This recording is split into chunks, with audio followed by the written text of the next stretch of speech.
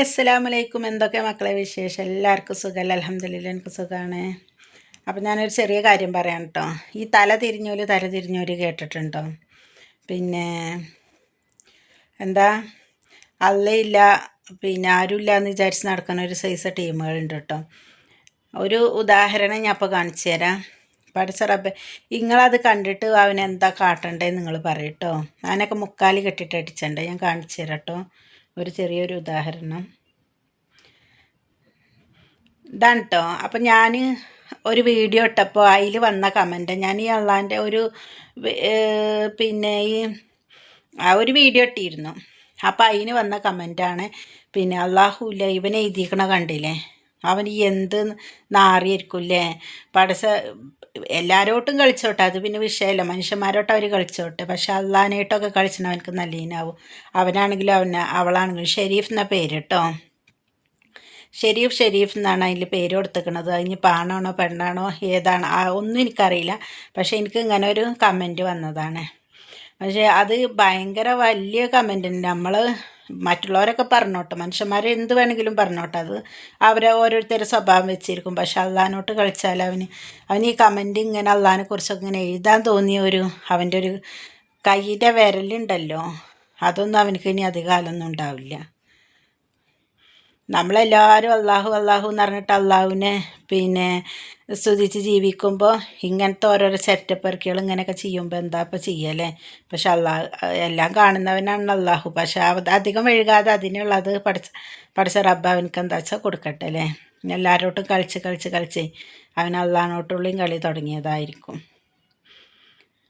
അത്രയും മോശപ്പെട്ട വാക്കാണ് അവൻ അവിടെ ഈ കമൻറ്റിൽ എഴുതിയിരിക്കുന്നത്. നിങ്ങൾ വായിച്ചു നോക്കൂ. എനിക്കത് പറയാൻ ഭയങ്കര കുറച്ചില്ലാട്ടോ. പക്ഷെ നമ്മളത് പറയില്ല. നിങ്ങളെല്ലാവരും വായിച്ചു. ഈ ഒരു വ്യക്തി ഒരു മനുഷ്യൻ ചെയ്തതാണ്, അല്ലാതെ ഒരു മൃഗങ്ങളല്ല ചെയ്തേക്കണത് കേട്ടോ.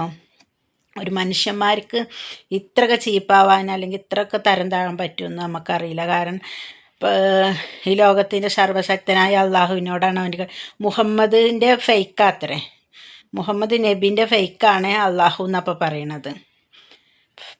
ഫേക്ക് ID ആണെന്ന്. എന്താല്ലേ ഇവനൊക്കെ എങ്ങനെ ഇവനൊക്കെ നാട്ടിൽ തന്നെ വെച്ചോണ്ടിരിക്കും. അവനൊക്കെ ജീവനോടെ കൊഴിച്ച് മൂടണ്ടേ.